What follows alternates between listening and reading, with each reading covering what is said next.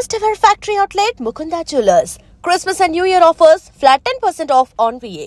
అన్నయ్యడండి ఊరంతా వెతికాను ఎక్కడ కనిపించలేదు. కనిపించలేదా? అసలు జైలు నుంచి విడుదలయ్యాడా? అయ్యాను.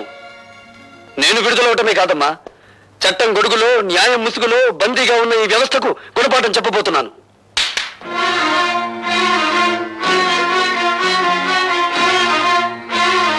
ఈ వస్తువుల్ని లంచంగా తీసుకున్నానని ఒక రోజున ఈ ఇంట్లోనే ఈ చేతులకే సంఖ్యలు వేశారమ్మా. అవే వస్తువులు ఇప్పుడు దౌర్జన్యంగా తెచ్చాను.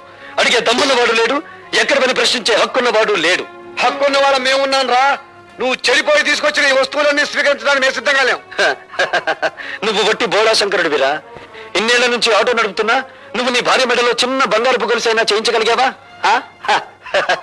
నేను చూడు, జైలు నుంచి బయటపడ్డ కొన్ని గంటలు తిరగకుండా నా చెల్లెలికి కొన్ని వేలు విలువ చేసే బంగారపు నెక్లెస్ తీసుకొచ్చాను, ఈ ఖరీదైన సామాన్లు తెచ్చాను. ఇంకా అన్నయ్య ఇవన్నీ ఎక్కడివి?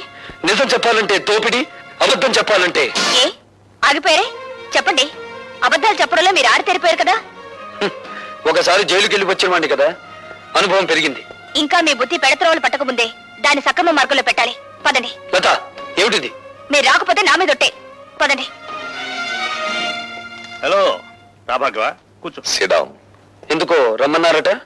ఉద్యోగం కోసం నిన్న ఒకసారి ఇంటర్వ్యూ చేశాను, మరొకసారి ఇంటర్వ్యూ చేయాలని రమ్మన్నాను. నేను ఇంటర్వ్యూలకు వెళ్ళకూడదని నిర్ణయించుకున్నాను.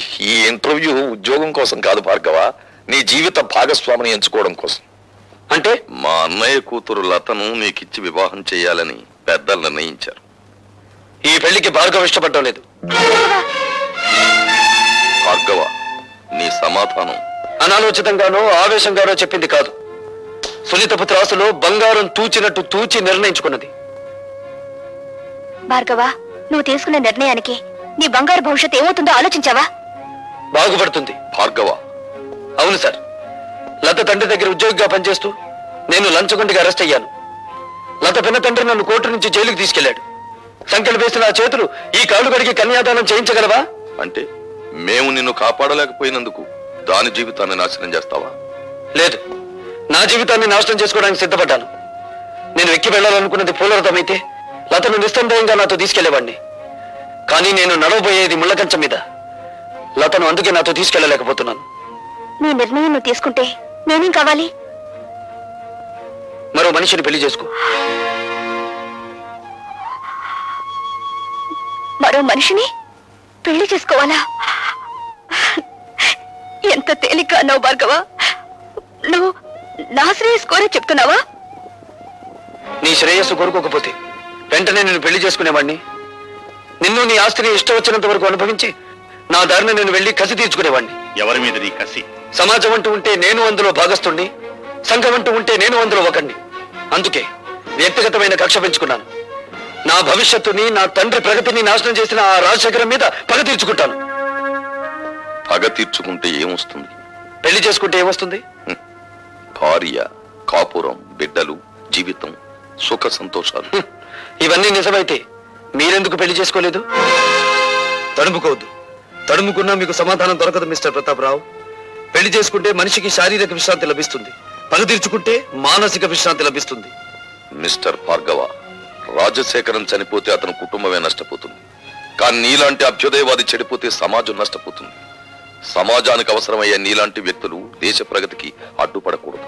ఇప్పుడు నాకు దేశం కంటే ముందు తండ్రి ఆత్మశాంతి ముఖ్యం. దానికోసం ఏదైనా చేస్తాను. అదే ఆఖరి మాట. కొత్త జీవితానికి మొదటి మాట.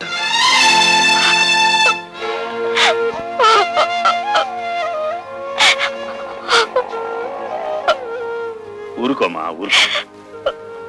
అతను ఎంత చెప్పినా వినే మనిషి కాడమ్మా. ఆవేశం చల్లారిన తర్వాత అతనే తిరిగి వస్తాడులే. ఊరుకో.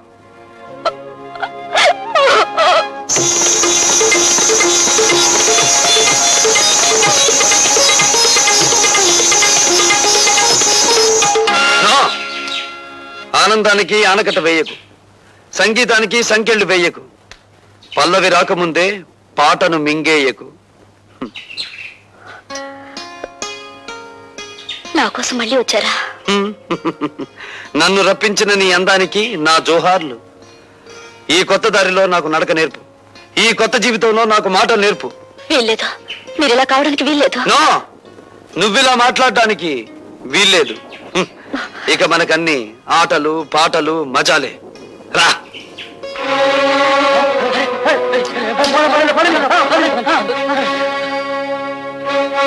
కమాన్ డాన్స్ చేసే.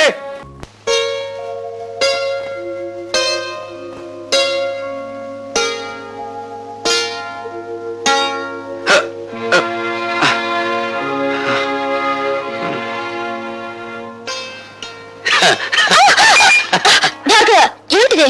రోజా డార్లింగ్, ఇంకా చూపుల దగ్గరే ఉన్నావా? చా చా చా చా చా చా. ఏమీ బాగోలేదు. కమాన్. వదలండి భార్గవ, ఇదే పని నేను చేశానని కోపంతో నా చెంప పగలగొట్టారా? నేనలా మీ మీద చేయి చేసుకోలేను. అందుకే నేను మీకు నమస్కారం చేస్తున్నాను. మీరు వెళ్ళిపోండి. రాజశేఖర్ మీద కక్ష సాధించాలనుకుంటే ఇలా కాదా? ఆ పని మీరు చేస్తానంటే నేను సాయపడతాను. రాజశేఖరం మీద నీకెందుకు పద? ఆ పరమ నీచుడే మా నాన్నగారు చనిపోవడానికి బాధ్యుడు. నీ తండ్రి పేరు? జనార్దన్ రావు. రోజా, మీ నాన్నను అడ్డం పెట్టుకుని ఏ వ్యక్తిని రాజశేఖరం హంతకుని చేశాడో ఆ ఠాగూర్ నా కన్న తండ్రి. అవును రోజా, ఆయన జైల్లో చనిపోయే ముందు జనార్దన్ రావు కూతురు ఎక్కడున్నా వెతికి ఆమెకింత మేలు చేయమని కోరాడు. మేలా? ఆ పని నువ్వు చేయలేవు. అది అనుకున్నంత సులభము కాదా? నా జీవితం నాశనమైంది. నా మేలు కోరితే రాజశేఖర్ మీద పగ సాధించా. ఈ అభాగ్యురాలు నీకు రుణపడి ఉంటుంది. వాడి ఎంత చూసి నీ తండ్రి ఆత్మకు శాంతి కలిగిస్తాను.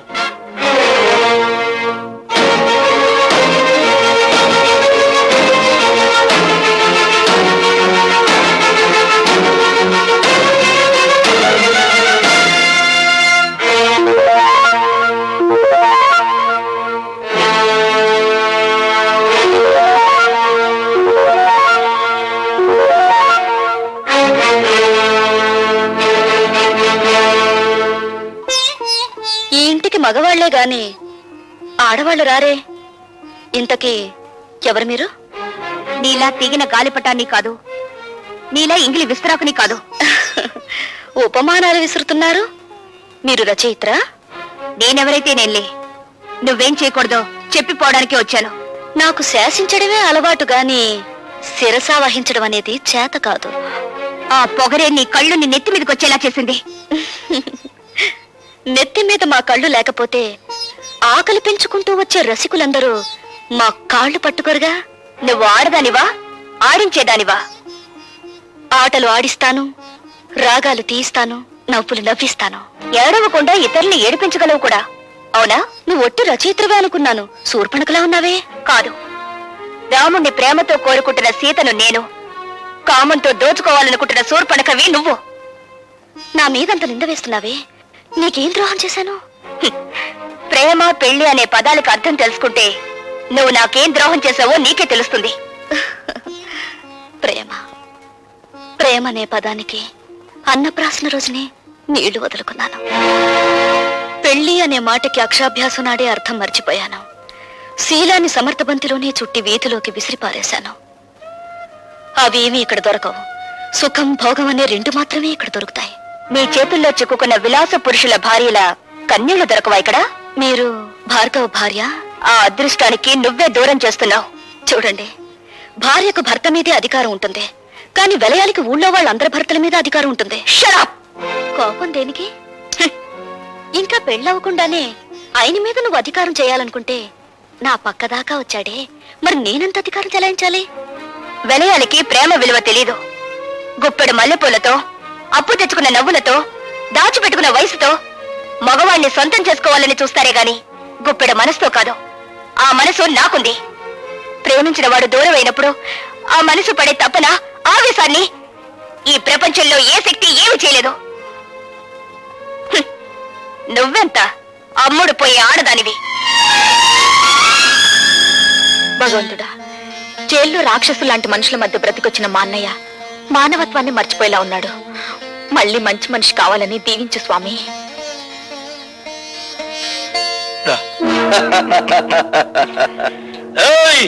భార్గవ్ గారు బాగుపడాలని కోరుకుంటున్నారా? ఆయన మేం బాగు చేస్తాం.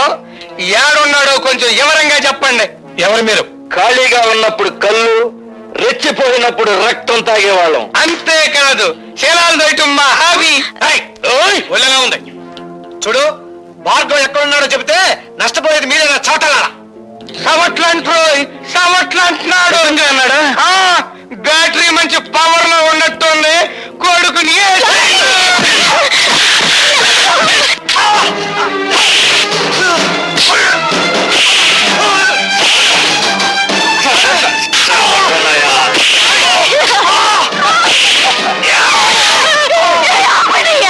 అయ్యో భగవంతుడా.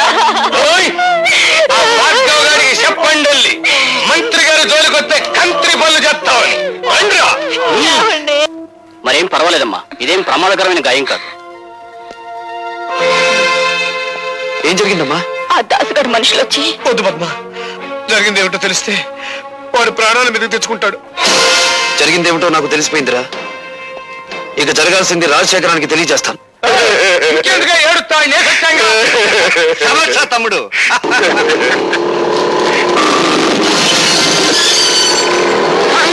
వాడు పోట్లకి ఎత్తాగా బుసలు కొట్టుకుంటూ వచ్చేస్తాడు. దాసు, వాడు లోపలికి రాకుండా ఒళ్ళు హోలంచే తమ్ముడు.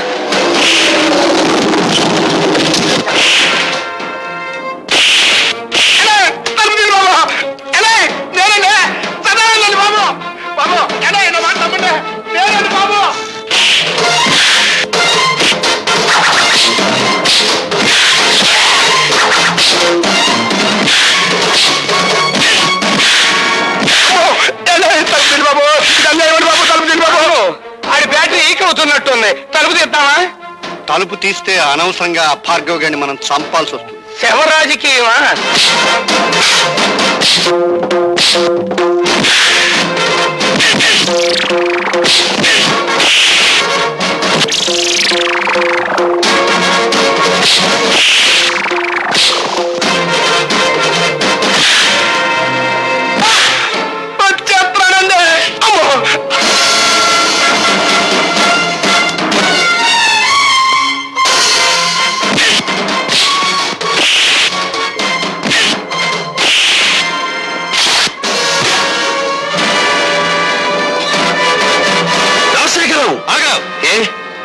ప్రాణాలు తీసే నీకు ప్రాణభీతి పుట్టుకొచ్చిందా?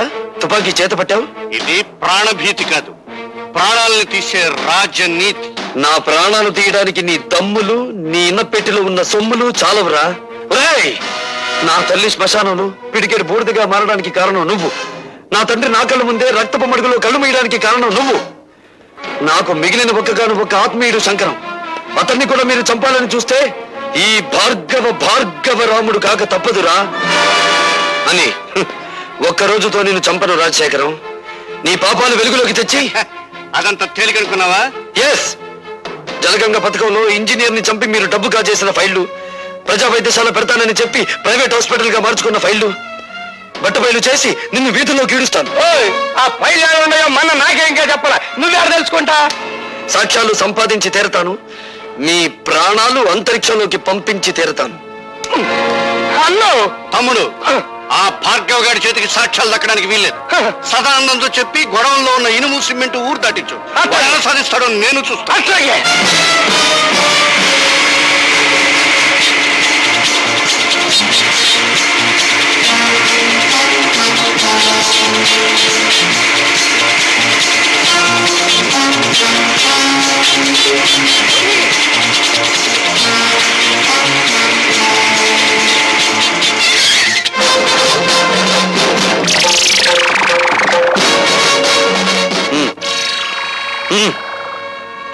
వస్తానండి. ఏంటండి? పిచ్చిగాడిద, ఊరు దాటించాల్సింది శవాల్ని గాని సాక్ష్యాల్ని కాదురా. పద పోలీస్ స్టేషన్.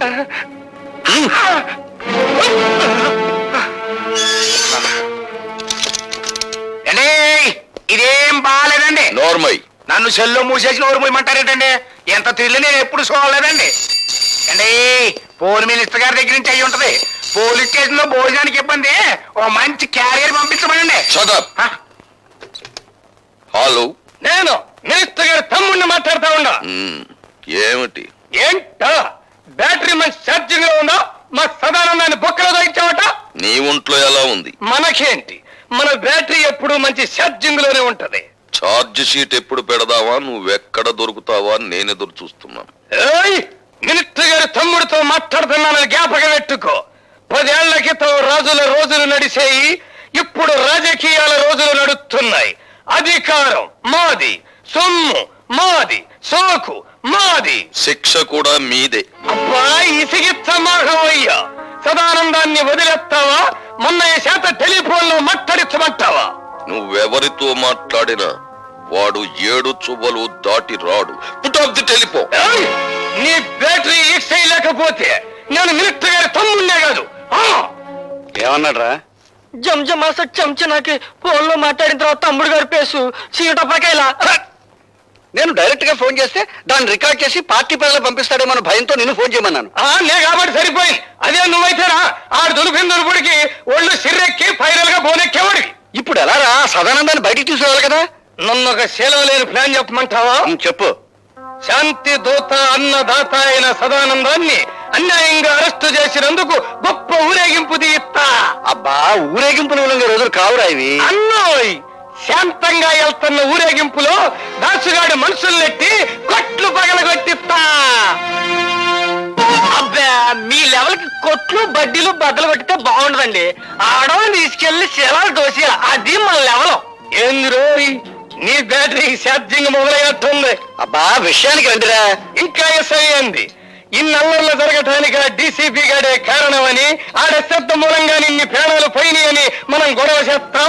అప్పుడు ఆడుద్యోగం కోరికల్ని పీకినట్టు పీకేస్తారు. నిజమే, కానీ వాడి పగ పెట్టుకుని పాత ఫైన్ జరిగాడు కదా. పాత పైళ్ళ అంటే మనం డబ్బు దుబ్బేసిన అడ్డ రోడ్డు తూరు పైళ్ళ.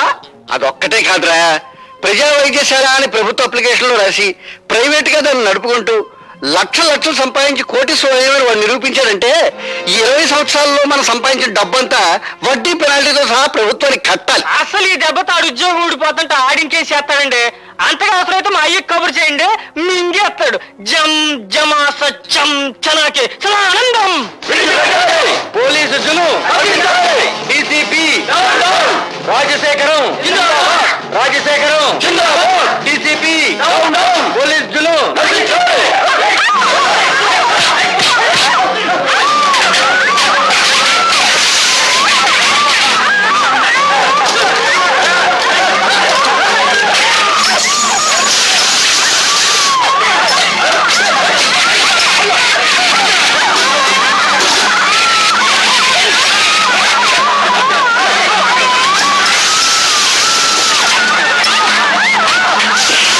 చెప్పమంటే ఏం చెప్పను.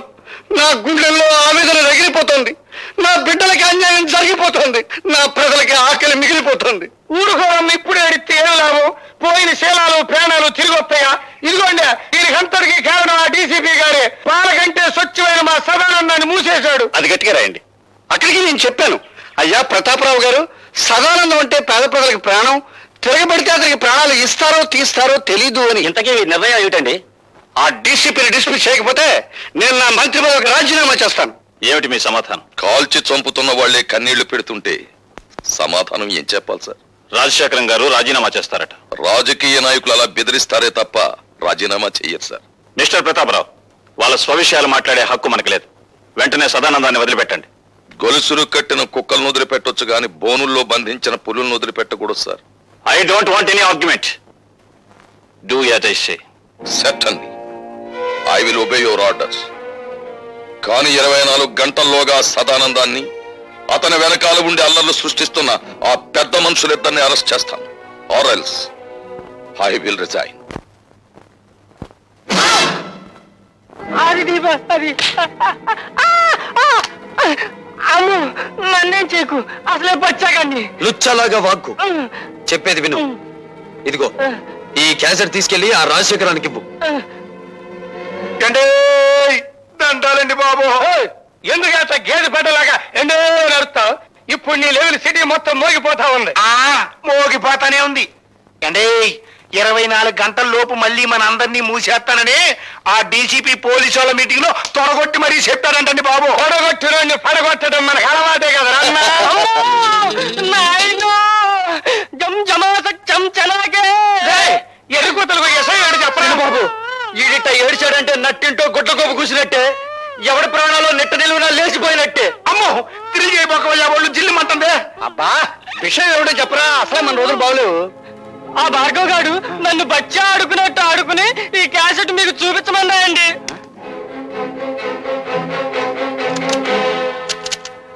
దుష్ట చతుష్టయానికి దుష్టాభివందనాలు. అన్నో మంచి పవర్ఫుల్ తెలుగు మాట్లాడుతా ఉన్నాడు. ఇది తెలుగుదేశం మనిషా? నిజమే, కానీ వాడి పగ పెట్టుకుని పాత ఫైన్ జరిగాడు కదా.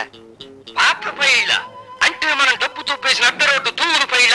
అదొక్కటే కాదురా, ప్రజా వైద్యశాల అని ప్రభుత్వ అప్లికేషన్ లో రాసి ప్రైవేట్ గా దాన్ని నడుపుకుంటూ లక్షలు సంపాదించి కోటీశ్వరుడు వాడు నిరూపించాడంటే ఈ 20 సంవత్సరాల్లో మనం సంపాదించిన డబ్బంతా వడ్డీ పెనాల్టీతో సహా ప్రభుత్వానికి కట్టాలి. చూశారుగా, డీసీపీ ప్రతాపరావు మిమ్మల్ని పట్టుకోవడానికి 24 గంటలు టైం అడిగాను. కానీ నేను 12 గంటలు మాత్రమే మీకు టైం ఇస్తున్నాను. మీకు మీరుగా మీ నేరాలన్నీ అంగీకరించకపోతే ఈ క్యాసెట్ పోలీస్ స్టేషన్ లో ఉంటుంది. జాగ్రత్త. ఏంద్రన్నంత దిగాలు పడిపోయావా? రాజకీయం అంటే జోగం అని నీకు తెలుసు కదా. ఏమండి రాజశేఖరం గారు, మీరు మన పార్టీ సిద్ధాంతాలకు వ్యతిరేకంగా స్వార్థంతో హత్యా రాజకీయాలకు ఉడగడుతున్నారని మీ మీద రిపోర్ట్ వచ్చింది. దీనికి మీ సంజాషి చెప్పమంటే ఏం చెప్పనండి? గాంధీ మహాత్ముడిని చంపిన దేశం ఇది, పొట్టి శ్రీరాముల్ని పొట్టలు పెట్టుకున్న సంఘం ఇది. ఏం చెప్పమంటారు? అన్నోయ్ సీతకే సేన లేదన్న గుడ్డి సన్నాసులు పుట్టిన గట్టిది. నీవే చెప్పమాక. చెప్పకపోతే ఎలాగండి? మీ మీద రిపోర్ట్ గురించి మేము వచ్చింది. వాడు అలా చెప్పడు, నేను చెప్పిస్తాను. భార్గవ, ఏమిటిది? ఇక్కడ మా ఆంతరంగిక సమావేశం జరుగుతోంది. అంతరంగంలో హింస, పెదాల మీద హింస. అంతరంగంలో కుట్ర, అందరి ముందు నటించేది అమాయకత్వం. అంతేగా నీకు తెలిసిన రాజకీయం. ఓయ్ ఈడ పెద్ద మనుషులు మాట్లాడుకున్నావు. నువ్వు బ్యాటరీ కొంచెం ఈక్ చెయ్యి. ఈక్ చేయకపోతే చెరులోకి ఇచ్చిరేస్తా. విసిరావులేరా? వేసేవి తెల్లబట్టలు, దాని మీద పూసేవి రక్తపు మరకలు. చెప్పేది సమతావాదం, చేసేది మారణ హోమం. ఇవేగా మీ మంత్రి గారికి ఉన్న క్వాలిఫికేషన్స్. బాబు, ఆయన అవినీతి పరుడని మీరు నిరూపిస్తే తక్షణం మంత్రి పదవి నుంచి తీసేస్తాం. మీ పార్టీకి సిద్ధాంతాలుంటే 6 గంటల్లోపు మంత్రి ముసుగులో వీడు చేస్తున్న తాంత్రిక విద్యలని నిరూపిస్తాను. వీడిని పదవి నుండి దించి వీధుల్లోకి విసిరేస్తారా? ఇదిగో కుర్రాడు అంటే పోట్లకెత్తలాగా బుసలు కొట్టబాక. ఒరిజినల్ క్యాసెట్ నా దగ్గరే ఉందిరా మూర్ఖ. రాజశేఖరం, ఆ కుర్రాడేసిన నిందలకి మీ సమాధానం ఏంటి? నేను నిర్దోషాన్ని నిరూపించుకోవడానికి సిద్ధంగానే ఉన్నాను. నేను అవినీతి పరుడని ఈ 6 గంటల్లో అతను నిరూపించగలిగితే నా పదవికి నేనే రాజీనామా చేస్తాను. అవినీతి పరుడే కాదు, హంతకుడని కూడా నిరూపిస్తాను. అన్నమాట నిలబెట్టుకోవాలనే జ్ఞానం మీలో ఉంటే వీడికి రాజకీయ సమాధి కట్టి ఢిల్లీ నుంచి మళ్ళీ హైదరాబాద్ గల్లీల్లోకి విసిరి పారేయండి.